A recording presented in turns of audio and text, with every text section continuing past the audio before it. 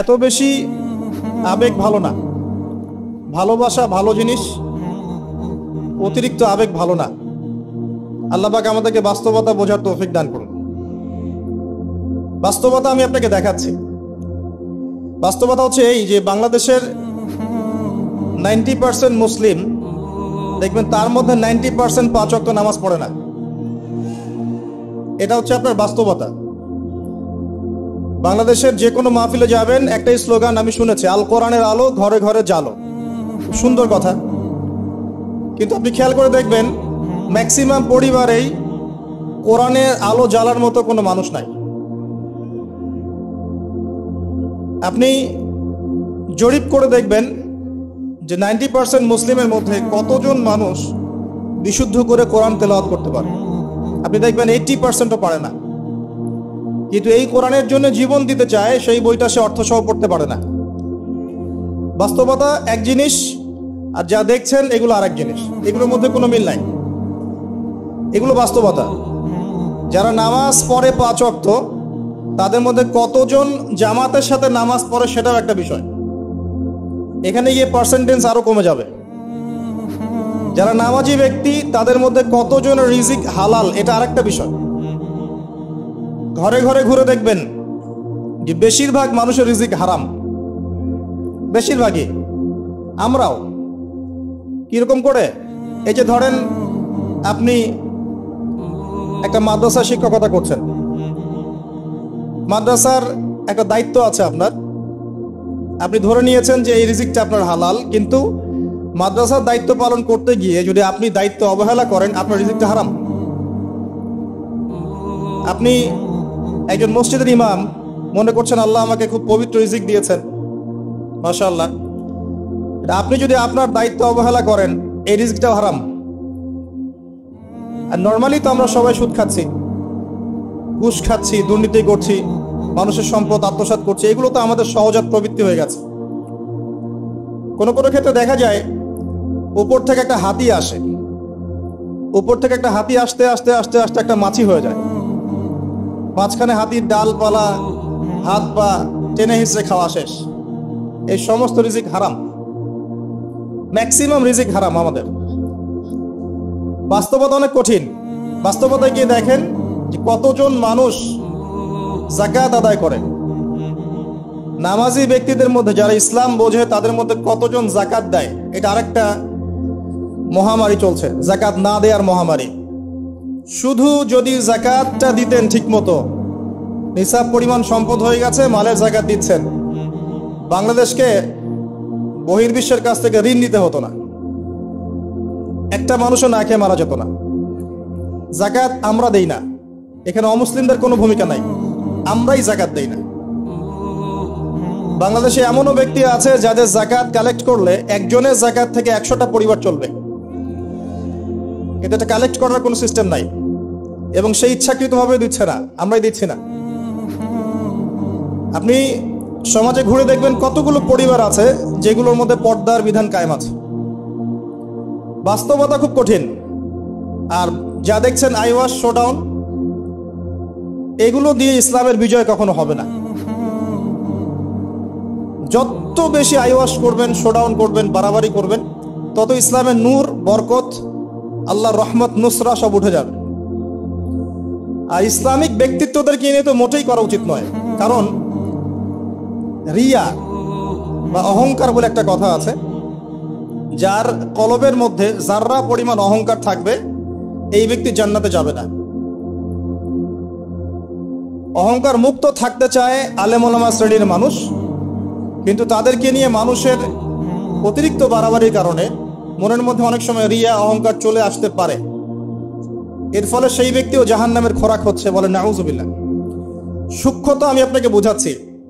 রাসূলুল্লাহ সাল্লাল্লাহু আলাইহি ওয়াসাল্লাম বলেছেন, অন্ধকার রাতে কালো পাথরের উপরে কালো পিঁপড়া হেঁটে গেলে যেমন টের পাওয়া যায় না, আমি আবার বলছি, অন্ধকার রাতে কালো পাথরের উপরে কালো পিঁপড়া হেঁটে গেলে যেমন দেখা যায় না, এভাবেই মনের মধ্যে অহংকার, রিয়া চলে আসতে পারে।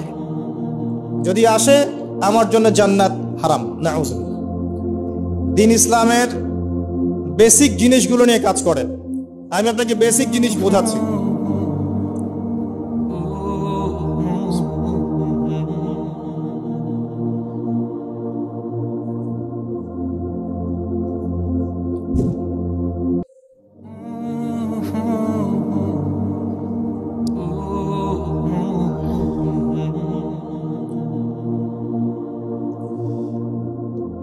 বেসিক হচ্ছে 5 ওয়াক্ত নামাজ।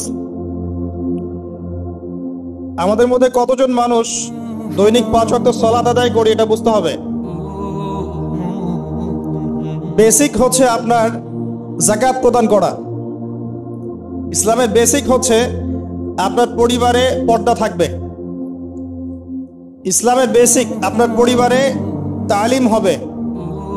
প্রত্যেক পরিবার থেকে একটা করে মানুষ অন্তত পক্ষে কোরআনওয়ালা হবে, আলেম হবে বা হাফেজ হবে, এটা আমাদের দাবি ছিল। এগুলো বেসিক, যে মুসলিমরা হালাল খাবে, হারামে সম্পৃক্ত হবে না, সাধ্য মতো আল্লাহর দ্বীনের দাওয়াত দিবে মানুষকে। এগুলো বেসিক। এই বেসিকগুলো ঠিক আছে কিনা খেয়াল করে দেখেন। আমি আপনাকে গ্যারান্টি দিচ্ছি এই বেসিকগুলো আমাদের ঠিক নাই। এমন পরিবার খুঁজে পাবেন না যে পরিবারের মধ্যে অলমোস্ট 100% মানুষ 5 ওয়াক্ত নামাজ পড়ে। এখন এই যুগে খুঁজে পাওয়া দুষ্কর, ইল্লা মাশাআল্লাহ। এমন পরিবার আপনি খুঁজে পাবেন না যেখানে দেখবেন প্রত্যেক সদস্য কোরআন তেলাওয়াত করতে পারে, ইল্লা মাশাআল্লাহ, বা কোরআনের হাফেজ বা আলেম হয়েছে, খুব কম। এমন পরিবার এখন খুঁজে পাওয়া দুষ্কর যেখানে প্রত্যেকটা রিজিক হালাল, পরিবারের মধ্যে কোনো অপসংস্কৃতি নাই, পরিবারের মধ্যে ফ্রি মিক্সিং নাই, সুদ নাই, হারাম টাকা আসছে না, বেপরদামি নাই। পরিবারের ছেলেমেয়েরা আল্লাহর ওয়াস্তে আল্লাহর লাইনে পড়াশোনা করছে, দ্বীনের খেদমত করার চেষ্টা করছে। এমন পরিবার খুব রেয়ার। যখন বেসিক ঠিক থাকবে না তখন বড় বড় স্বপ্ন দেখে আসলে কোনো লাভ নাই। একটা বিল্ডিং নির্মাণ করতে চান, তার বেস যদি ঠিক না থাকে তাহলে আপনি 10-20 তলার স্বপ্ন দেখে আসলে কোনো ফায়দা নাই। এর পরেও আছে যারা দ্বীনের রিপ্রেজেন্টেটিভ, তাদের মধ্যে আপনি দেখবেন ভিতরে দ্বীন নাই। বাইরে যদিও মনে হয় যে দ্বীন দিয়ে ভর্তি, ভিতরে আসলে দ্বীনের কোনো বালাই নাই, ইল্লা মাশাআল্লাহ। আবার আপনি দেখবেন যারা ধর্মতাত্ত্বিক ক্ষেত্রে জাতিকে দিক নির্দেশনা দিবে, এরাই শততা বিভক্ত হাজারটা দলে, এবং প্রত্যেকেই বলছে যে আমি হক, বাকি সবাই বাতিল। সিচুয়েশন খুব ক্রিটিক্যাল। এর উপরে আবার আছে সামাজিক অবক্ষয়, এর উপরে আবার আছে রাজনৈতিক সমস্যা, তার উপরে আবার আছে বৈশ্বিক ওয়ার্ল্ড অ্যাফেয়ার্সের প্রবলেম এবং ইকোনমিক স্যাংশন, অর্থনৈতিক দাসত্ব। সব মিলে বিশ্বের অবস্থা ভালো না।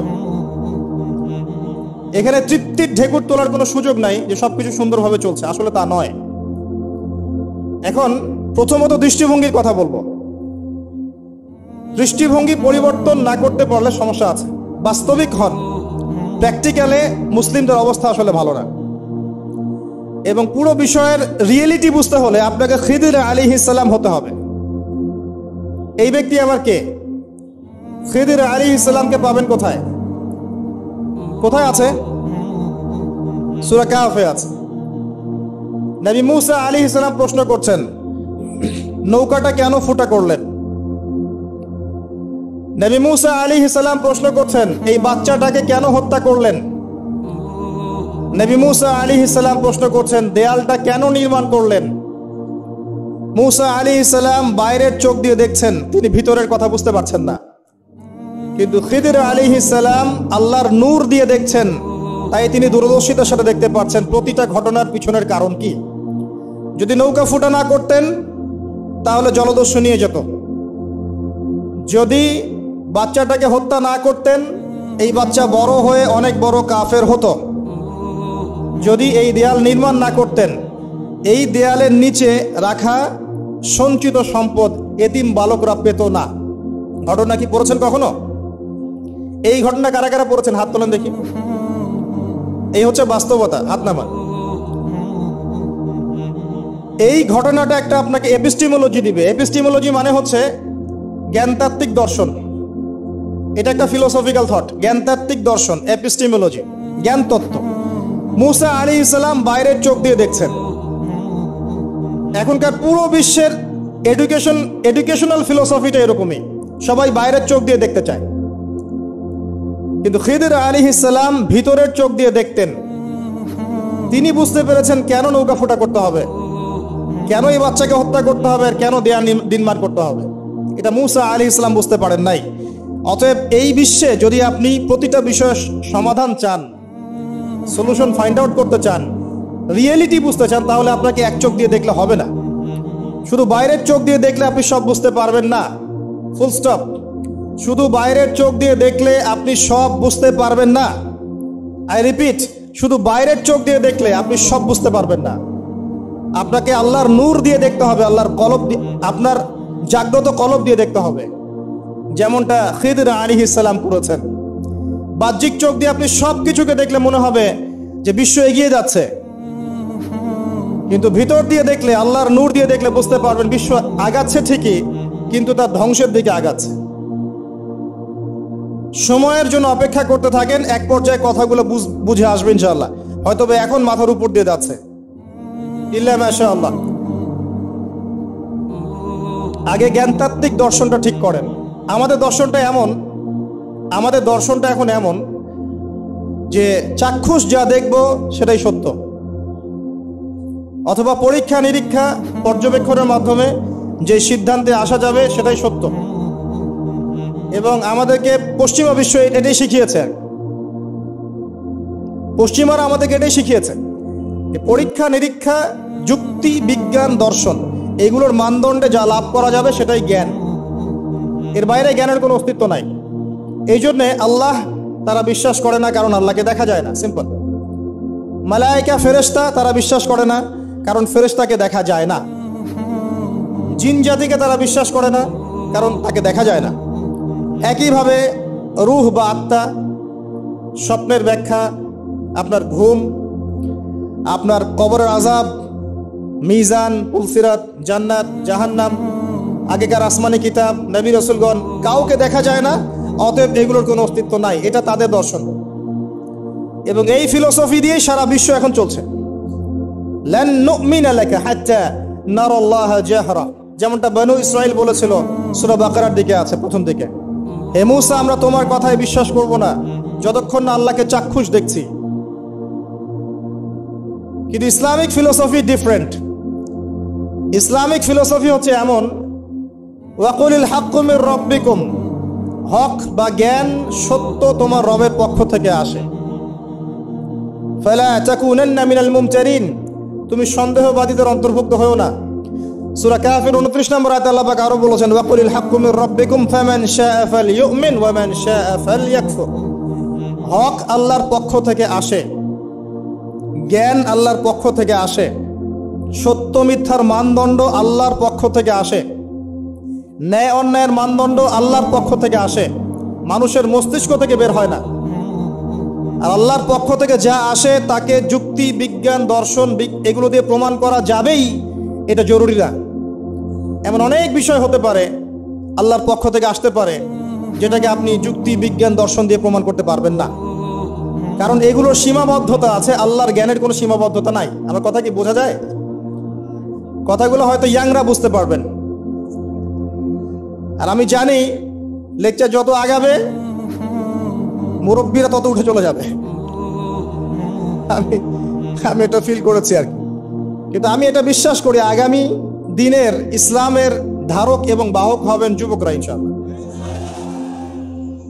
এবং যুবতীরাও, এবং আমাদের পরবর্তী জেনারেশন যারা আমাদের ছেলে বা মেয়েরা আসছে, তারা যদি খেদমত না হয়, কাজ না হয়, এবং আমরা যদি দায়িত্ব পালন করতে না পারি, আল্লাহ পাকের একটা সুন্নাহ আছে, সেটা হলো সূরা মুহাম্মাদের শেষের দিকে আছে, ইয়াস্তাবদিল কওমান গায়রাকুম, আল্লাহ পাক অন্য কওমকে তোমাদের জায়গায় নিয়ে আসবেন, তোমাদেরকে সরিয়ে দিবেন। আমার মতো অপদার্থ দিয়ে যদি কাজ না হয়, আল্লাহ পাক আমাদেরকে সরিয়ে দিবেন, দিয়ে অন্য বড় বড় স্কলার তৈরি করবেন ইনশাআল্লাহ। আল্লাহ পাকের সুন্নাহ আছে কিছু, ইন তানসুরুল্লাহ ইয়ানসুরকুম, তোমরা যদি আল্লাহকে সাহায্য করো, আল্লাহর দ্বীনকে সাহায্য করো, তবেই আল্লাহর সাহায্য আসবে, অন্যথায় আসবে না। আল্লাহ পাকের সুন্নাহ, আল্লাহর সুন্নাহ এগুলা। নাসুল্লাহা ফানাসিয়াহুম, মানুষ যদি আল্লাহকে ভুলে যায় আল্লাহও তাদেরকে ভুলে যাবে। এগুলো আল্লাহর সুন্নাহ। ইন্নাল্লাহা লা ইউগাইয়িরু মা বিকওমিন হাত্তা ইউগাইয়িরু মা বিআনফুসিহিম, আল্লাহ পাক কোনো কওমের অবস্থা ততক্ষণ পরিবর্তন করেন না যতক্ষণ তারা তাদের অবস্থা পরিবর্তনের চেষ্টা করে না।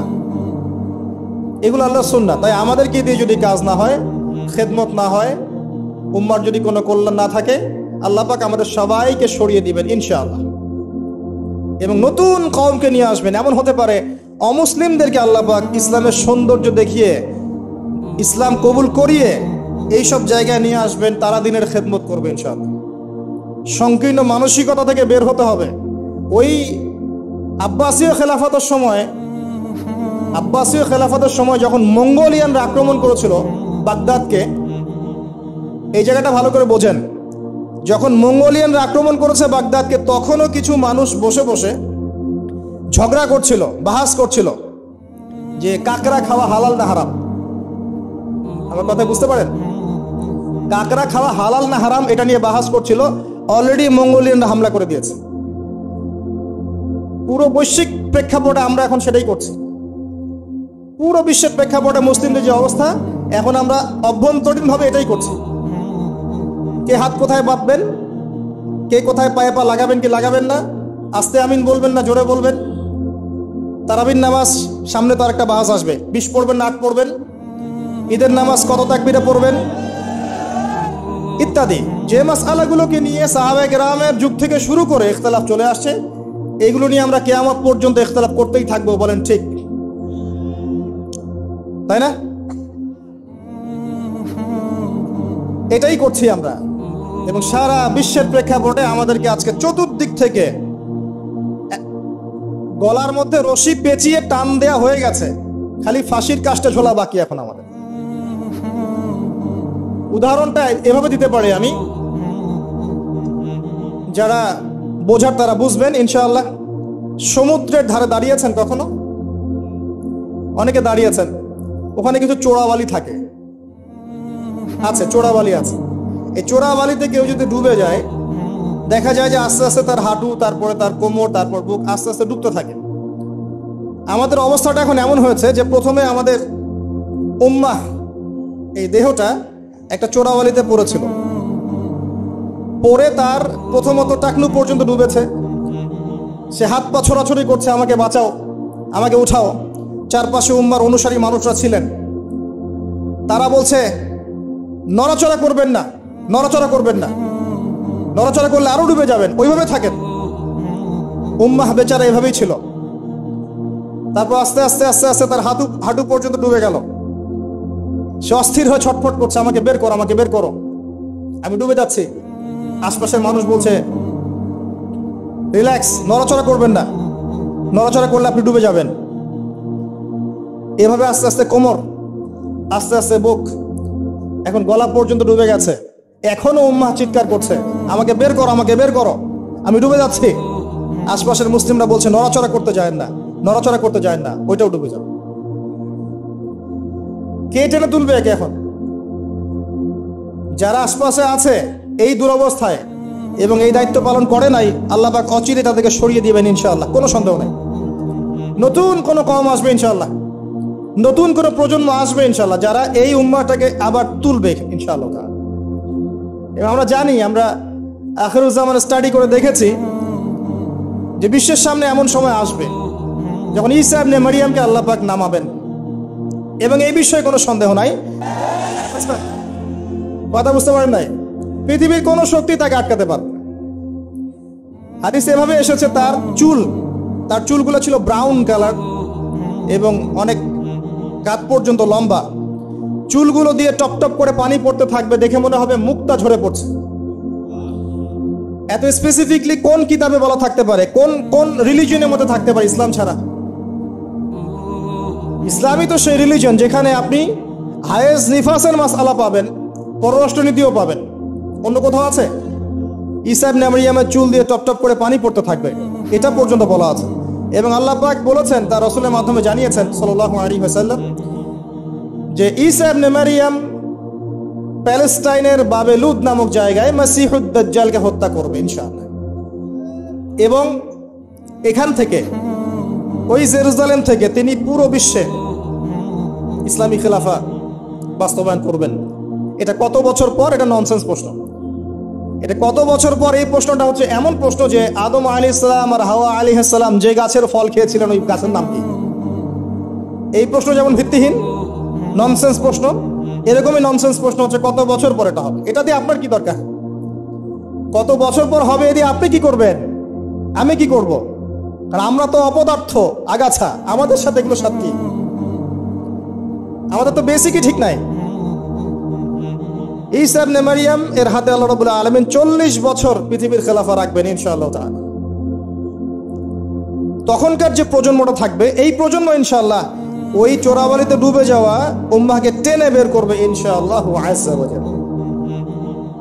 এখন সময়ের অপেক্ষা করে বসে থাকার জন্য আপনাকে পাঠানো হয়নি, আমাকে পাঠানো হয়নি। আল্লাহ পাক কিছু দায়িত্ব দিয়েছেন। প্রথমটা বলছিলাম আপনাকে জ্ঞান অর্জন করতে হবে, এবং জ্ঞান অর্জনের প্রথম ধাপ হচ্ছে আল কোরআন। যে সেক্টরই পড়াশোনা করেন, তারপরে আপনি আসবেন আরবি ভাষা সাহিত্যে, এরপরে আসবেন তাফসিরে, অনুবাদে, এরপরে হাদিসের কিতাবগুলো পড়বেন। এবং লাভ দিয়ে কঠিন হাদিস পড়তে যাবেন না, রিকোয়েস্ট।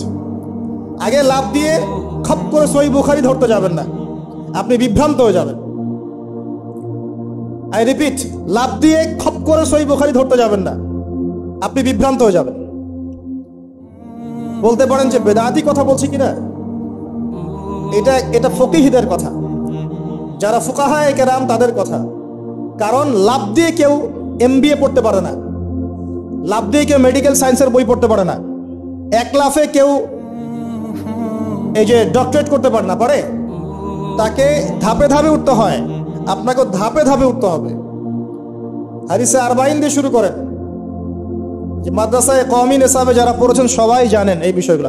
ফয়জুল কালাম দিয়ে শুরু করেন, ক্লাসিক্যাল বই। বুলুগুল মারাম মিন আদিল্লাতিল আহকাম এগুলো দিয়ে আগান। মিশকাতুল মাসাবিহ দিয়ে আগান। মিশকাত পড়তেই তো দাঁত ভেঙে যায়, এত সহজ মনে করেছেন? 2-4 পাতা হাদিস পড়ে নিজেকে মুফতি মনে করবেন না।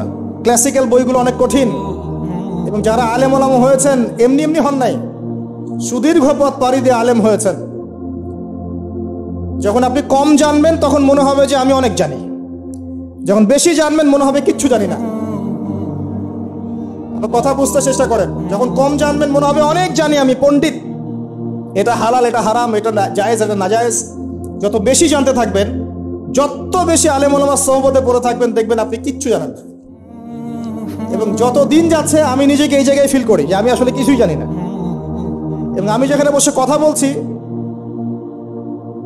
রাতের অন্ধকারে আমার কান্না আসে যে আমি যে এখানে বসে কথা বলছি, তাহলে উম্মার কি অবস্থা বোঝা আমার শেষ। কথা বুঝতে পারছেন না? এখানে বসা উচিত ছিল এমন মানুষের যাদের হাতে ইসলামের বিজয় হবে। সেখানে আমার মতো নগণ্য মানুষ বসে আছে, তার সাথে একটা ছবি তোলার জন্য মানুষ হুমড়ি খেয়ে পড়ছে। তারা চিন্তা করেন বাস্তবতা কি জিনিস। আল্লাহ পাক আমাদেরকে বুঝ দান করুন। প্রত্যেকটা ঘরে ঘরে একটা করে ইসমাইলের মতো ছেলে তৈরি করেন আলাইহিস সালাম। প্রত্যেকটা ঘরে ঘরে একটা ওমর এবং খালিদের মতো ছেলে তৈরি করেন। মারিয়াম, আয়েশা রাদিয়াল্লাহু আনহুমা তাদের মতো করে মেয়ে তৈরি করেন। আজকে থেকে 50 বছর পর একটা রেজাল্ট পাবেন ইনশাআল্লাহ। ইসলামের বিজয় হুট করে হবে না। আল্লাহ পাকের সিস্টেম, সুন্নাহ হচ্ছে আল্লাহ পাক হঠাৎ করে কিছু করেন না। রাত থেকে দিন হয়, ধীরে ধীরে হয়। দিন থেকে রাত হবে, ধীরে ধীরে হবে। ধাপ করে রাত হয় না, ধাপ করে দিন হয় না। আর আমরা এটা আশা করে বসে আছি যে ধাপ করে মনে হয় ইসলাম বিজয় হয়ে যাবে, জি না। ঈসা ইবনে মারইয়ামের সেই সময় আসতেও দেখবেন অনেক পর্যায়ে পার হবে। বিশ্ব এই অবস্থা থাকবে না, 1/3 মানুষই থাকবে না, ডেড। এবং কে জানে আগামী 10 বছরের মধ্যে নাও থাকতে পারে, আল্লাহু আলাম। যা শুরু হয়েছে বিশ্বে, যারা আমাদেরকে হিউম্যানিটি শিখাতো, এক সময় মানবতা শিখাতো, এরাই দেখবেন এখন অমানবিক আচরণ করছে। এটা ওপেন সিক্রেট। যারা আমাদেরকে মানবতার ধ্বজাধারী হয়ে আমাদেরকে মানবতা শেখায়, আমরা যদি বাধ্য হয়ে কারো কাছে, বহির্বিশ্বের কাছে ঋণ চাই, আমাদেরকে নিয়ে ঠাট্টা মশকরা করে। আর এগুলো এখন সব মিডিয়াতে আসে, আমাদেরকে কিছু মনেই করে না। অ্যারোগেন্ট জাতি এই পশ্চিমারা। আল্লাহ পাক এমন কলিউশন লাগিয়ে দিবেন যে ওরা আপোষে মারামারি করে শেষ হয়ে যাবে, দেখে নিয়ে। আল্লাহ পাক এমন পলিউশন লাগিয়ে দিবে যে পুরো ওই জায়গাটা ধসে যাবে। পৃথিবীর 3টা বড় বড় ভূমিকম্প বাকি আছে এখনো, তার মধ্যে একটা হবে পশ্চিমা বিশ্বে, আর একটা অবশ্য পূর্ব দিকে যেখানে আমরাও থাকি, আরেকটা হচ্ছে আমাদের আমিরুল মুমিনিনদের দেশে, দুবাই আরব কন্টিনেন্ট। তারা আমাদের এখন আমিরুল মুমিনিন না, অনেক মানুষ তাই মনে করেন যে আরবিতে কথা বললেই আমিরুল মুমিনিন, কাবাঘর একটু ঘষা মাজা করলেই আমিরুল মুমিনিন। সুবহানাল্লাহ। আপনি এক চোখ দিয়ে দেখেছেন, আপনার ভিতরের চোখ অন্ধ, নাকের ডগায় বসেই, এবং মুসলিমরা মেনেও নিবে সেগুলা, তার সাথে বন্ধুত্ব করে ফেলবে এবং সে ডমিনেট করবে পুরো আরব বিশ্বকে। চ্যালেঞ্জ করলাম, দেখে নিন ইনশাআল্লাহ তাআলা। আপনি এখন অন্ধ। ইমামুল মাহদি যখন আসবে তখন দেখবেন তার উপরেই চাপ সৃষ্টি করা হবে। ইমামুল মাহদিকে নিঃসন্দেহে সন্ত্রাসী বলা হবে যদি ওই সময় মিডিয়াগুলো থাকে, এবং মুসলিমরাই এগুলো ঢোল পিটাবে, দেখে নিয়েন। এক শ্রেণীর মুসলিম বের হয়ে যাবে তখনও, যখন বলবে যে ইমামুল মাহদি খারেজি, এটাও বলবে। অপেক্ষা করতে থাকেন, জ্ঞান অর্জন করেন প্রিয় ভাই। হাদিসের কিতাবের কথা বলছিলাম, আগে বড় জায়গায় যায়েন না, নিষ্কাত শেষ করেন, আস্তে আস্তে ইবনে মাজাহ যান, তিরমিজিতে যান, আবু দাউদ পড়েন, নাসাই পড়েন, পরে যান বুখারী মুসলিমে। তখন কি ইনশাআল্লাহ আপনি বুঝতে পারবেন। আর এই পড়াশোনা করবেন কোথায়? একা একা? বাজার থেকে যাব, পাবলিকেশন থেকে বই কিনবো, আরবি এবারত জবরজেদ পেশ দিয়ে আছে, পড়বো, বাংলা অনুবাদ করবো, মুফতি হয়ে যাবো, তাই নাকি? শুকরান। কে বলেছেন কথাটা? শুকরান। ওস্তাদ লাগবে, ওস্তাদ লাগবে, ওস্তাদ। আর ওস্তাদ খুঁজতে গিয়ে সাম্প্রদায়িক হয় না যে আমি এই মাযহাব ফলো করি, এই মাযহাবের বাইরে কোনো ওস্তাদ নিব না, আমি এই দল করি, এই দলের বাইরে কোনো ওস্তাদ নিব না। তখন কি হবে? আপনি দলীয় সাম্প্রদায়িকতায় চলে যাবেন। আপনিও তখন মুকাল্লিদ হবেন। মানুষকে মুকাল্লিদ বলছেন, আপনি নিজেও তো মুকাল্লিদ। একজন আলেম বই লিখেছেন, ধরেন আমার হাতে একটা বই আছে, নামাজ শিক্ষার বই, কথার কথা। তো এখন এই বইটার মধ্যে তিনি কিছু দলিল দিয়েছেন, রেফারেন্স দিয়েছেন, নামাজকে সাবিত করেছেন, আপনি এখন সেটা ফলো করছেন। হাদিসের নাম্বারগুলো দেওয়া আছে, আপনি ফলো করছেন। ফলো করে বলছেন আমি গায়রে মুকাল্লিদ, তোমরা সবাই মুকাল্লিদ। এই যে বইটা তিনি লিখলেন, আপনি তো লেখককে ফলো করছেন, লেখক যা লিখেছেন তাই ফলো করছেন। অবশ্যই আপনিও তার মাযহাব মেনেছেন, তার মতকে মানেন নাই? মেনেছেন। নাকি আপনি প্রত্যেকটা হাদিসকে যাচাই বাছাই করে দেখেছেন কোনটা সহিহ কোনটা জয়ীফ? দেখেছেন? তাহলে আপনি তার মত মেনেছেন, আর মত তো মানতেই হচ্ছে। এই মতটুকু না মানলে তো আমি দিন বুঝতেই পারবো না। পারবো? আমরা কি সবাই স্কলার, মুস্তাহিদ? আমরা কি সবাই ইস্তেহাদ করার যোগ্যতা রাখি? তাহলে নিঃসন্দেহে এমন মানুষের কাছে যেতেই হবে যিনি ইস্তেহাদ করার যোগ্যতা রাখেন। তিনি যখন গবেষণা করে একটা ফতোয়া দিবেন, আমি সেই ফতোয়াটাকে সর্বোচ্চ আমার সাধ্যমতো মেলানোর চেষ্টা করতে পারি এবং অন্যান্য আলেমদের কাছে শরণাপন্ন হতে পারি যে আপনারা এটার ব্যাপারে কি মত দিচ্ছেন। কিন্তু আমাকে তো সাধারণ মানুষ হিসেবে আলেম ওলামার কাছে যেতেই হচ্ছে এবং মাযহাব মানতেই হচ্ছে। বিষয়টা এমন নয় যে আমি সরাসরি কোরআন সুন্নাহকে মানতে পারি কি? কোরআন এবং সুন্নাহর প্রত্যেকটা জিনিস বোঝার সরাসরি যোগ্যতা আমার আছে? যদি না থাকে তাহলে মাধ্যম লাগে না? এই মাধ্যমটা কি নাজায়েজ? এই জায়গায় তো আমরা সমস্যায় ভুগছি। নিজে নিজে পণ্ডিত হয়ে যাই আর নিজে নিজে বিভিন্ন দল উপদল খুলে বসে থাকি, মানুষকেও আহ্বান করতে থাকি, আর যে আমার আহ্বানে সাড়া দেয় না তাকে বলে দেয় তুমি খারেজি। আল্লাহ পাক আমাদেরকে বোঝার তৌফিক দান করুন। ওস্তাদ লাগবে, ওস্তাদ। তৃতীয় জিনিসটা হচ্ছে আপনি পড়াশোনা করবেন আলেম ওলামার সোহবতে গিয়ে, এবং এই পড়াশোনাটা একা একা করতে পারবেন না। আপনি তাদের কাছে যাবেন, আরবির ক্লাসিক্যাল বইগুলো পড়বেন। এটা শুধু পড়ার জন্য নয়, বরং তাদের সোহবত থেকে, চরিত্র থেকে জ্ঞান শেখার জন্য। আমার কথাটা বোঝার চেষ্টা করেন। আপনি যখন একটা মানুষের সাথে ওঠা বসা করবেন, তার চরিত্র দেখে আপনি সুন্নত শিখতে পারবেন। রাসূলুল্লাহ সাল্লাল্লাহু আলাইহি ওয়াসাল্লাম এমনভাবে কি ইসলাম শিখিয়েছিলেন? একটা কাগজের মধ্যে সূরা লিখে দিলেন, বাসায় যাও পড়ে নিও। সাহাবীদেরকে এমনভাবে শিখিয়েছেন? সাহাবায়ে কেরাম কোরআন সুন্নাহ তার সোহবতে এসে শিখেছেন, তাকে দেখে শিখেছেন। কেমন করে তিনি কথা বলেন, কেমন করে ওঠেন, কেমন করে বসেন, কেমন করে চিন্তা করেন, কিভাবে তিনি ঘোড়সাওয়ার হন, বাসায় কি করেন, নামাজ কেমন করে পড়েন, প্রতিটা বিষয় তিনি তারা দেখে দেখে দেখে দেখে আয়ত্ত করেছেন। আব্দুল্লাহ ইবনে মাসউদ রাদিয়াল্লাহু আনহু সম্পর্কে বলা হয় যে তিনি এমনভাবে নবী সাল্লাল্লাহু আলাইহি ওয়াসাল্লামকে দেখেছেন, কপি করার চেষ্টা করেছেন, যে তিনি উঠতেন তার মতো করে, বসতেন তার মতো করে, কথা বলতেন তার মতো করে। সুবহানাল্লাহ। সোহবতেই আপনাকে নূর দিবে ইনশাআল্লাহ। এবং যখন আল্লাহর নূর প্রাপ্ত মানুষের কাছে গিয়ে আপনি থাকবেন, তখন আপনি বুঝতে পারবেন যে আপনার ভিতরে কোথায় ত্রুটি আছে। আপনার ভিতরে ত্রুটি কোথায় আছে এটা আপনি ধরতে পারবেন না, মানুষ ধরিয়ে দিতে হবে। এবং আল্লাহওয়ালা মানুষরা যদি ধরিয়ে দেয় এবং আপনি সংশোধন করে নেন, তখন আপনি সঠিক পথ পাবেন ইনশাআল্লাহ। সোহবত, এই সোহবত আপনাকে তাসকিয়া দিবে। তাসকিয়া মানে কি? আত্মশুদ্ধি। তাসকিয়া মানে আত্মশুদ্ধি, এবং আত্মশুদ্ধি হচ্ছে এখনকার সবচেয়ে বড় বিষয়। আত্মশুদ্ধি নাই, বড় বড় লেকচার দিয়ে লাভ নাই। আত্মশুদ্ধি কখন আসবে? যখন কলবে নূর আসবে। কলবে নূর কখন আসবে? যখন আপনি বেশি বেশি কোরআন তেলাওয়াত করবেন, 1 নাম্বার। 2 নাম্বার, যখন আপনি বেশি বেশি মৌতের ফিকির করবেন। 3 নাম্বার, বেশি বেশি কবরের চিন্তা করবেন, পরকালের চিন্তা করবেন। 4 নাম্বার, বেশি বেশি আপনি আল্লাহর জিকির করবেন। 5 নাম্বার, বেশি বেশি আল্লাহর কাছে দোয়া করবেন। কম খাবেন, কম ঘুমাবেন, কম স্ত্রী সহবাস করবেন, কম মানুষের সাথে মিশবেন, কম কথা বলবেন। নূর আসবে ইনশাআল্লাহ।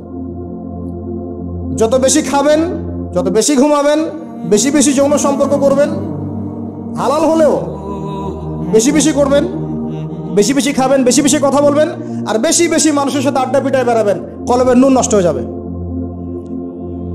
এগুলো হালালের মধ্যে। আর হারাম যদি হয়, মদ পান করেন, জেনা করেন, ব্লু ফিল্মস দেখেন, পর্নোগ্রাফি দেখেন, মেয়েদের সাথে ডেটিং করেন, ফ্রি মিক্সিং করেন, হাবিজাবি, তাহলে তো নূরের কোনো প্রশ্নই নাই, নূরের সাথে আপনার কোনো সম্পর্কই নাই। তখন এগুলোর পরেও আরো বিষয় আছে। এগুলোর পরের বিষয় হচ্ছে কলব থেকে কয়েকটা বিষয় দূর করতে হবে। আবার 1 নাম্বার, দুনিয়ার প্রেম। দুনিয়ার প্রেম দূর করতে হবে। দুনিয়াতে থাকতে হবে মুসাফিরের মতো। সকালে আছেন, সন্ধ্যার গ্যারান্টি নাই, সন্ধ্যায় আছেন, সকালের গ্যারান্টি নাই। দুনিয়াতে মুসাফিরের মতো। দুনিয়ার প্রেম দূর করতে হবে। 2 নাম্বার, মনের মধ্যে হিংসা রাখা যাবে না। কি রাখা যাবে না? যেটা রাখা আমাদের এখন ফরজ। এই হিংসা রাখা এখন মুসলিমদের ফরজ হয়ে গেছে। হিংসা না করলে পেটের ভাতটুকু হজম হয় না। কারো রাইজিং দেখলেই, একটু রাইজিং দেখলেই হিংসা। হিংসা রাখা যাবে না। 3 নাম্বার, আত্ম অহংকার রাখা যাবে না, ইগো রাখা যাবে না, লৌকিকতা রাখা যাবে না, রিয়া প্রদর্শন করা যাবে না, এবং ওই যে গীবত, তুহমত, অপবাদে যে অপসংস্কৃতি আছে, এইগুলো থেকে দূরে থাকতে হবে ইনশাআল্লাহ তাআলা। আল্লাহর নূর আপনার কলবে আসবে ইনশাআল্লাহ। তখন ইনশাআল্লাহ তাআলা আপনি খিজির হবেন আলাইহিস সালাম, যে কিনা অনেক দূর পর্যন্ত দেখতে পারে, যা মূসা আলাইহিস সালাম পর্যন্ত পারেন নাই। সুবহানাল্লাহ। আসেন, এই খিদির আলাইহিস সালামকেই আল্লাহ পাক বলেছেন শেষ জামানার সবচেয়ে জ্ঞানী মানুষ। মানে জামানা না, পুরো ইউনিভার্সের সবচেয়ে জ্ঞানী মানুষ। মূসা আলাইহিস সালাম বলেছিলেন আমার চেয়ে জ্ঞানী কেউ নেই, আল্লাহ পাক বলেছেন খিদির আছে। শেষ জামানার সূরা আল কাহফ, এর মধ্যে তার কথা আছে। এটা আপনাকে ডাইরেকশন দিচ্ছে, শেষ জামানায় যদি আপনি হকপন্থী হতে চান, আলোর সন্ধান পেতে চান, খিদির আলাইহিস সালামের মতো দূরদর্শিতা সম্পন্ন হতে হবে। আল্লাহ পাক তৌফিক দান করুন। হাদিসের বইগুলো পড়েন, ওস্তাদের কাছে গিয়ে শেখেন। এরপরে সোহবত। সোহবত আপনাকে আত্মশুদ্ধি দিবে। আত্মশুদ্ধির কিছু পথ পদ্ধতি বলে দিলাম। এখানে আমি একটা হাদিস বলবো, এই হাদিসটা খুব ভালো করে শোনেন। আল্লাহ রাব্বুল আলামিন বলেছেন হাদিসে কুদসি, যে আল্লাহ পাক যেগুলো ফরজ করেছেন, ওয়াজিব করেছেন, এগুলো যখন একজন বান্দা নিয়মিত করতে থাকে এবং এর সাথেও নফল কাজ করতে থাকে, আল্লাহ পাক সেই বান্দাকে ভালোবেসে ফেলেন। আল্লাহ পাক যখন কোনো বান্দাকে ভালোবাসেন, তাকে ডেকে নিয়ে আসেন, তাকে ডেকে নিয়ে বলেন, সরি, এই যে আপনি ওঠাউঠি করছেন, আমার কনসেন্ট্রেশন নষ্ট হচ্ছে। যখন আল্লাহ পাক কাউকে ভালোবাসেন, তখন জিবরাইল আলাইহিস সালামকে ডেকে নিয়ে আসেন। ডেকে নিয়ে এসে বলেন যে পৃথিবীতে অমুকের পুত্র অমুক, তাকে আমি ভালোবাসি, হে জিবরাইল তুমিও তাকে ভালোবাসো। এরপর জিবরাইল আলাইহিস সালাম তাকে ভালোবাসতে থাকেন এবং অন্যান্য মালায়েকাদেরকে ডেকে জিবরাইল আলাইহিস সালাম বলেন আল্লাহ অমুককে ভালোবাসেন, আমিও তাকে ভালোবাসি, তোমরা সবাই তাকে ভালোবাসো। এরপর সমস্ত ফেরেশতারা তাকে ভালোবাসতে শুরু করে। এরপর ফেরেশতা মণ্ডলী পৃথিবীতে আসেন, এসে দুনিয়াবাসীকে উদ্দেশ্য করে বলেন যে অমুকের পুত্র অমুককে আল্লাহ ভালোবাসেন, জিবরাইল ভালোবাসে, আমরা ভালোবাসি, তোমরা সবাই তাকে ভালোবাসো। এরপর দুনিয়ার মানুষদের কাছে তার মর্যাদা বাড়িয়ে দেওয়া হয়, তার দিকে মানুষের মনকে ঘুরিয়ে দেওয়া হয় এবং তার প্রতি মানুষের ভালোবাসা সৃষ্টি করে দেওয়া হয়। আল্লাহ পাকের নূর যখন আপনার ভিতরে আসবে, ইনশাআল্লাহ দেখবেন আল্লাহ রাব্বুল আলামিন আপনার হাতে তার দ্বীনের পতাকা দিবেন ইনশাআল্লাহ আযজা ওয়া জাল। তাজকিয়ার প্রয়োজন, তাজকিয়া না আসলে নূর আসবে না। লাভ নাই ভাই, প্রচুর ইবাদত বন্দেগী করে মনের মধ্যে অহংকার রেখে কোনো লাভ নাই। অনেক কিছু করছেন, নিজেকে মনে করছেন আপনি সুপিরিয়র, অন্যরা সব ককরোচ, আপনি জান্নাতের ডিলার, লাভ নাই। ইবলিসের আকীদা এটা ইবলিসের আকীদা। খলাকতানি মিন নার ওয়া খলাকতাহু মিন তিন। এখন যারা ইসলামের বিপক্ষে আছে তাদের মধ্যে থেকে আল্লাহ পাক খালিদ এবং ওমর রাদিয়াল্লাহু আনহুর মতো সাহাবী বের করতে পারেন। আল্লাহ পাকের সুন্নাহ বোঝা খুব দুষ্কর। যাকে আপনি তুচ্ছ করছেন আল্লাহ পাক তাকে হেদায়েত দিয়ে আপনার চেয়ে বড় জায়গায় নিয়ে যেতে পারেন। যাকে আপনি বড় কাফের মনে করছেন আল্লাহ পাক কাল তাকে হেদায়েত দিয়ে ইসলামের খেদমত করাতে পারেন। আবার আল্লাহ পাক আপনাকে, যিনি 5 ওয়াক্ত নামাজ পড়ছেন, রোজা রাখছেন, আপনাকে পথভ্রষ্ট করে দিয়ে জাহান্নামে নিতে পারেন।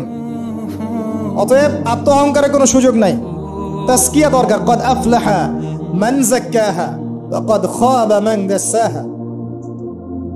قد أفلح من تزكى وذكر اسم ربه فصلى بل تؤثرون الحياة الدنيا والآخرة خير وأبقى। তাজকিয়ার পরে কি করবেন? চেষ্টা করেন হালাল রিজিক অন্বেষণ করার। আল্লাহর ওয়াস্তে সুদ খায়েন না, আল্লাহর ওয়াস্তে ঘুষে যায় না, আল্লাহর ওয়াস্তে আল্লাহর দোহাই দিয়ে বলছি দুর্নীতি করেন না, আল্লাহর ওয়াস্তে মানুষের সম্পদ আত্মসাৎ করেন না। আল্লাহকে ভয় করেন, আল্লাহর ওয়াস্তে করেন, আল্লাহর ওয়াস্তে ছেড়ে দেন। হাত জোর করে রিকোয়েস্ট করছি, সুদ খায়েন না। নিজের মায়ের সাথে জেনার মতো অপরাধ, নিজের মায়ের সাথে জেনার মতো অপরাধ।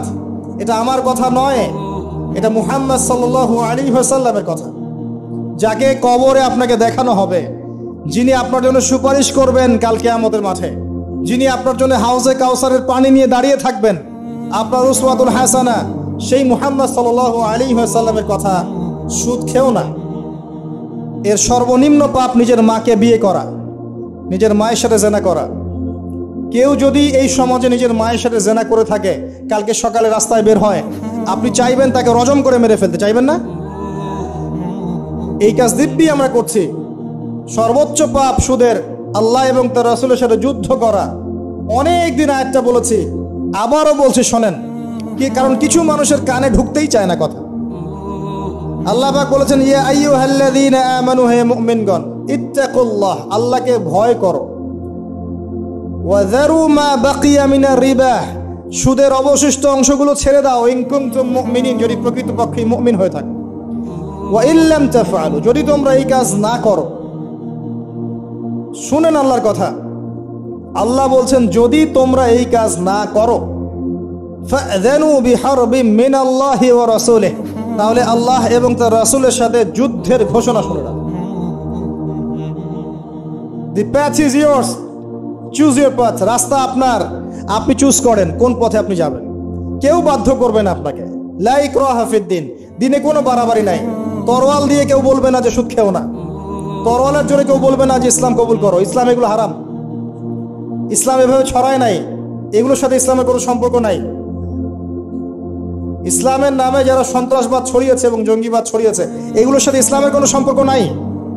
ইসলাম বাধ্য করবে না আপনাকে, কিন্তু আপনি রাস্তা, ওয়াহাদাইনাহুন নাজদাইন, দুইটা পথ আমি দেখিয়ে দিয়েছি, আপনি একটা চুজ করেন। ইম্মা শাকিরা ওয়া ইম্মা কাফুরা, ইচ্ছা হলে আপনি কুফরি করেন, ইচ্ছা হলে কৃতজ্ঞ হন। আল্লাহ বলেছেন সুদ খেও না। নিজের মায়ের সাথে জেনা করা, আল্লাহ এবং তার রাসূলের সাথে যুদ্ধ করা, আপনি পথ চুজ করেন।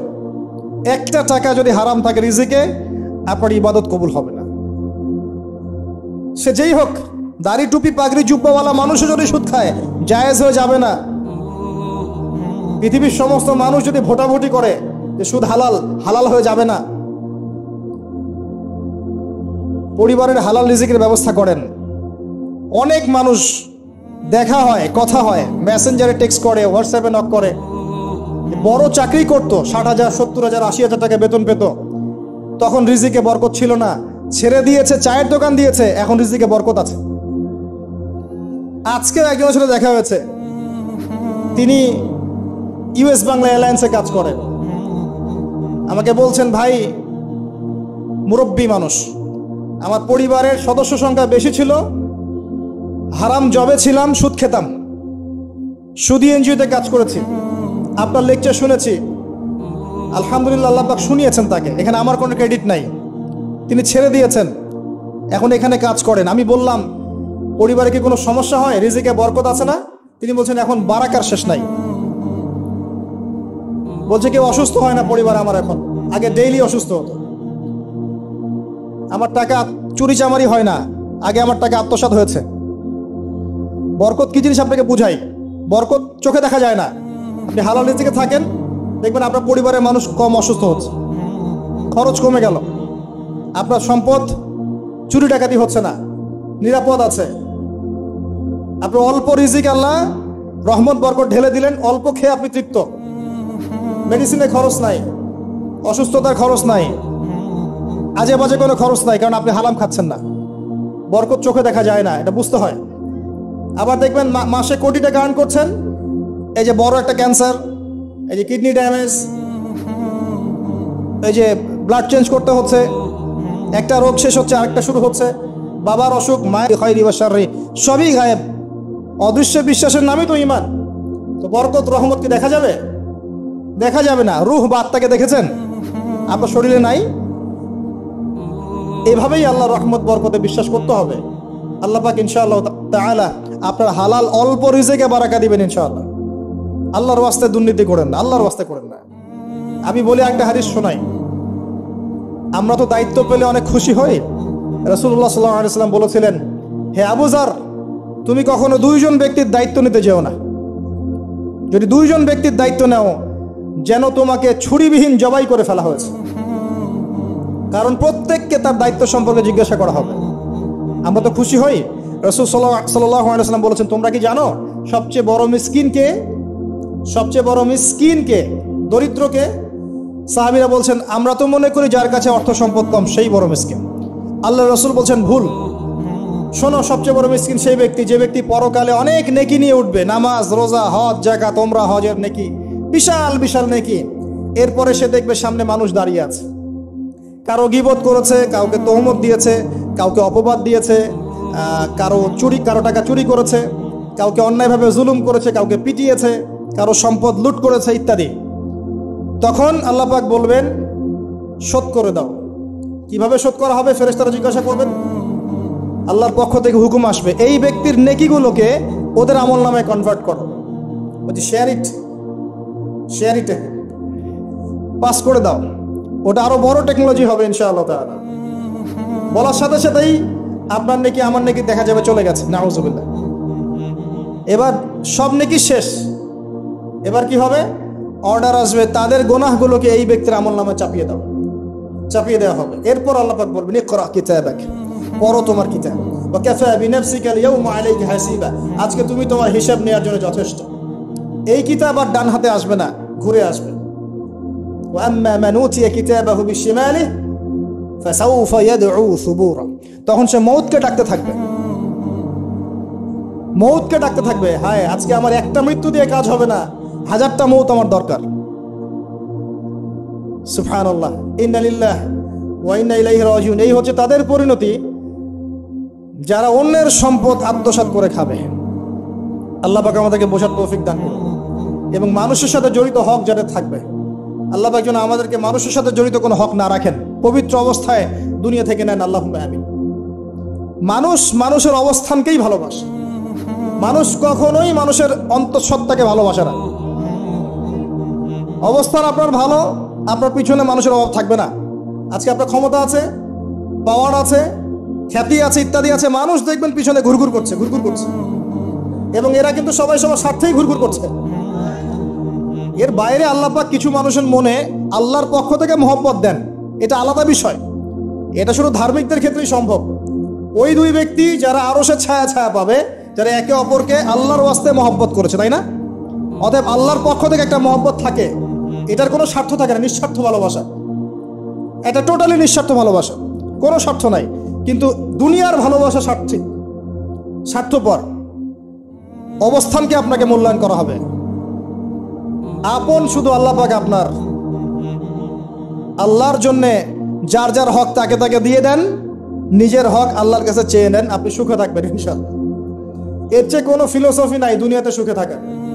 আপনি মানুষকে সন্তুষ্ট করতে পারবেন না, পরিবার, বাবা মা, ছেলে মেয়ে, বউ বাচ্চা, কাউকে সন্তুষ্ট করতে পারবেন না। 100% আপনি কাউকে সন্তুষ্ট করতে পারবেন না। সারা জীবন করে যাবেন, আপনার বিরুদ্ধে অভিযোগ থেকেই যাবে। শুধু আল্লাহ রাব্বুল আলামিন অপেক্ষা করে বসে আছেন। এই বসে আছেন কথাটাকে আবার ভাইরাল করে বিতর্কিত করেন না।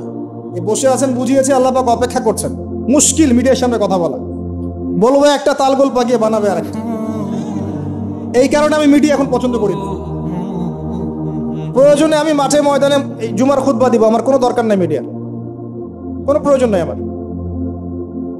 কিছু অফিসিয়াল রাখা হয়েছে এই কারণে, যাতে এই কথাগুলো এর মধ্যে ভালোটুকু মানুষের কাছে পৌঁছে যায়, খারাপটুকু আমরা মুছে ফেলে দিব। ভালো, আমার খারাপের দরকার নাই। আর এগুলো করে করে মানুষের ক্ষতি করেছি আমরা অনেক।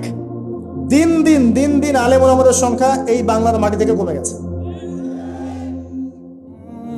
যে কথাটা বলছিলাম, হক দিয়ে দেন, আপনি আপনার হক আল্লাহর কাছে চেয়ে নেন। মানুষকে আপনি সুখী করতে পারবেন না। আল্লাহ পাক অপেক্ষা করছেন আপনার জন্য। আপনি কখন তওবা করে তার দিকে ফিরে আসবেন, দেন আল্লাহ পাক আপনাকে মাফ করে দিবেন ইনশাআল্লাহ। আল্লাহ পাক বলেছেন, শোনেন, ইল্লা মান তাবা, যে অনেক গুনাহ করেছে, শিরক করেছে, জিনা করেছে, মদ খেয়েছে, বেদাত করেছে, হারাম খেয়েছে, আল্লাহ পাকের অবাধ্য হয়েছে, নামাজ পড়ে নাই, যাকাত দেয় না, ইত্যাদি ইত্যাদি অনেক অন্যায় করেছে, একদিন তওবা করে ফিরে এসেছে। আল্লাহ পাক বলছেন, ইল্লা মান তাবা, যে ব্যক্তি তওবা করে ফিরে আসলো, ওয়া আমানা, এবং ঈমান নিয়ে আসলো, ওয়া আমিলা আমালান সালিহান, এবং এখন থেকে সতামল করা শুরু করলো, হোক সে নারী বা পুরুষ, যে কেউ, যে কোনো বয়সের, যে কোনো বর্ণের, যে কোনো ভাষার, যে কোনো দেশের, এগুলো কিচ্ছু যায় আসে না আল্লাহ পাকের। ইন্নাল্লাহা লা ইয়ানজুরু ইলা আজসামিকুম ওয়ালা ইলা সুওয়ারিকুম ওয়ালাকিন ইয়ানজুরু ইলা কুলুবিকুম ওয়া আমালিকুম। আল্লাহ পাক শুধু কলব দেখেন, আমল দেখেন, রক্ত মাংস বর্ণ এগুলো দেখেন না। আল্লাহ পাক ফিরে এসেছে, আমল, ঈমান এনেছে, আমল সালেহ করেছে। আল্লাহ পাক বলেছে, উলাইকা, এরাই তারা, ইউবাদদিলুল্লাহু সাইয়্যাতিহিম হাসানাত, এরাই সেই ব্যক্তি যাদের সমস্ত গুনাহকে আমি আল্লাহ নেকি দিয়ে পরিবর্তন করে দেব ইনশাআল্লাহ। আল্লাহ অপেক্ষা করছেন আপনার জন্য। আপনার কাছে আসার গল্পটা হোক আল্লাহর কাছে আসার গল্প। এই জেনার কাছে আসার গল্প দিয়ে কোনো লাভ নাই। আল্লাহ পাক যেটা বলেছেন, লা তাকরাবু জিনা, জিনার কাছেও যেও না। আপনি দেখবেন এখন বলা হচ্ছে জেনাটাই হচ্ছে কাছে আসার গল্প। আমি বলি শোনেন, নিমের ডাল দিয়ে দাঁত মাজেন, নিম গাছের ডাল আছে না, নিমের ডাল দিয়ে দাঁত মাজেন, এই পেস্ট ছেড়ে দেন, বয়কট করে ফেলেন, দেখবেন কয়দিন পর ক্ষমা চাবে যে ভুল হয়ে গেছে, আমরা এগুলা অ্যাড বানাবো না। আমরা যে নরম সরম মানুষ, কোনো ইনিশিয়েটিভ নিতে পারি না, এই জন্য চড়া হয়ে বসে থাকি। প্রতিটা সেক্টরেই দুর্নীতি চলছে। এই যে কাছে আসার গল্পের নাম দিয়ে মানুষকে জেনা করাচ্ছে। যুবক যুবতী স্কুল লাইফ থেকে, মাহরাম, গায়রে মাহরাম, এই গায়রে মাহরামের সাথে স্কুল লাইফ থেকে শুরু হয়। স্কুল লাইফে পড়ছে ক্লাস 8, 9, 10। ক্লাস 8, 9, 10 এর মেয়েরা, ছেলেরা এখন অ্যাডাল্ট। এরা এমন কিছু করে যে আপনার কল্পনাও নাই। এই বয়সেও তো সব পাপ করা শেষ। এগুলো সাক্ষী আপনারাই, আমার উপর আমাকে ভালো মন্দ বলেন না, এগুলো সাক্ষী আপনারা নিজেরাই। নিজেদের ঘরগুলো দেখেন। আর সবচেয়ে বড় কথা হচ্ছে, ঘরের মানুষ কিন্তু কথা শোনে না।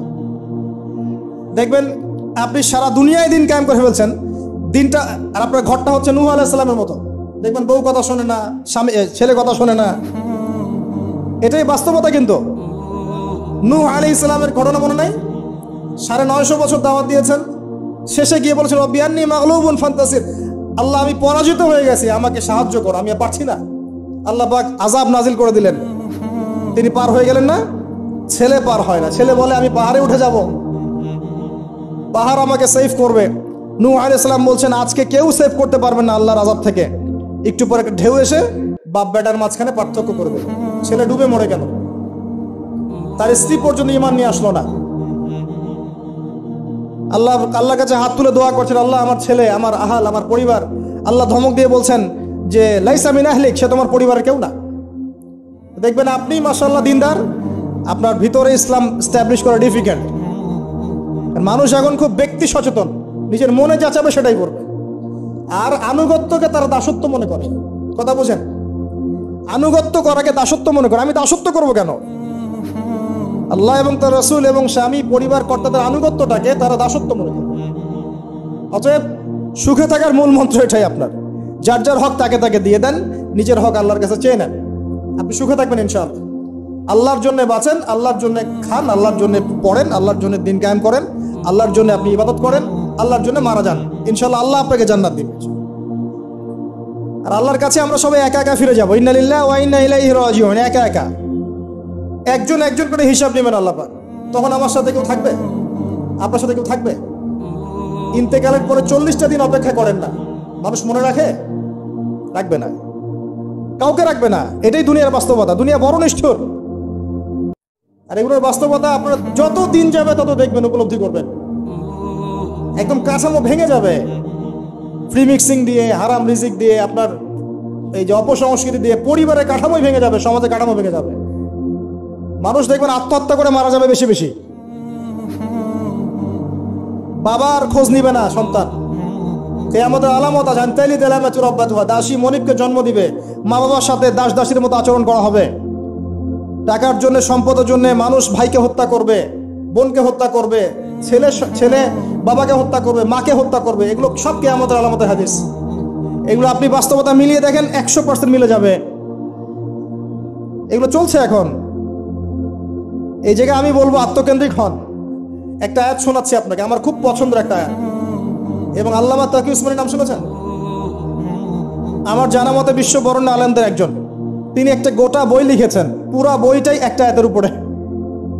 বইটা পড়েন, আপনার কাছে মনে হবে বইটার প্রতিটা কথা আপনার জন্য লেখা হয়েছে।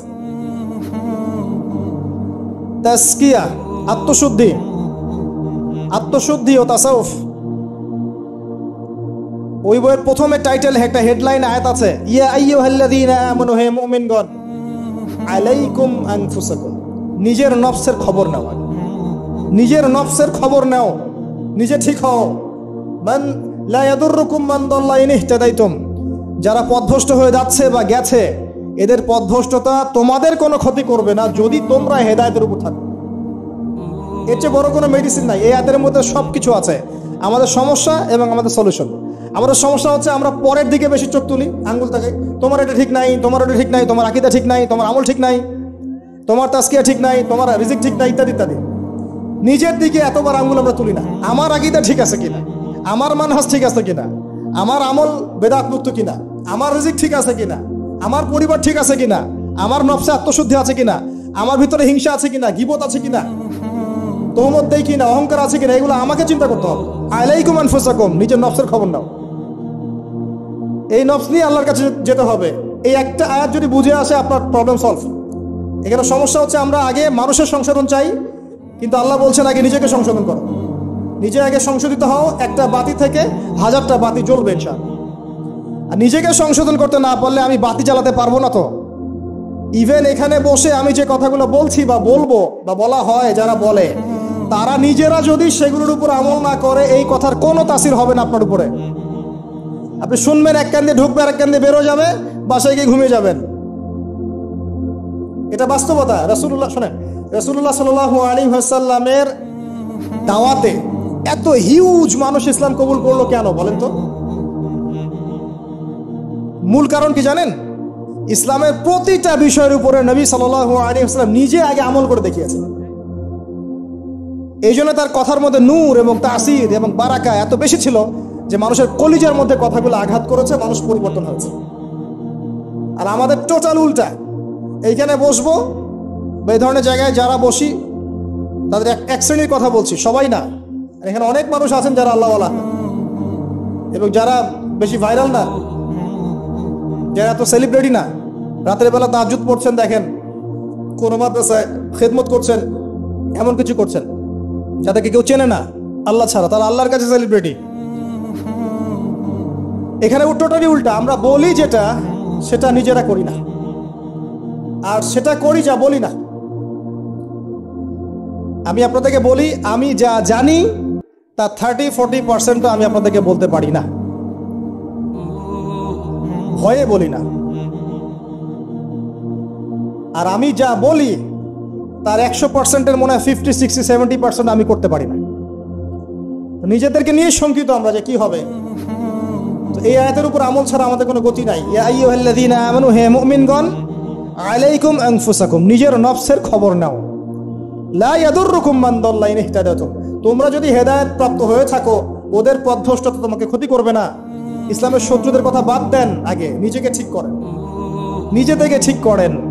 নিজেরা নামাজি হন আল্লাহর ওয়াস্তে, আল্লাহর ওয়াস্তে হালাল খান, পরিবার ঠিক করেন, জ্ঞান অর্জন করেন, আল্লাহর ওয়াস্তে দিনের কোনো খেদমতের চেষ্টা করেন, আপনার জানমাল সময় শ্রম দিয়ে আল্লাহর ওয়াস্তে কিছু করেন, দেশকে কিছু দেন, রাষ্ট্রকে কিছু ভালো কিছু দেন, উম্মাকে কিছু ভালো কিছু দেন, আপনার প্রতিভা দিয়ে মানুষের কল্যাণ করেন, মানবতার কোনো খেদমত করেন।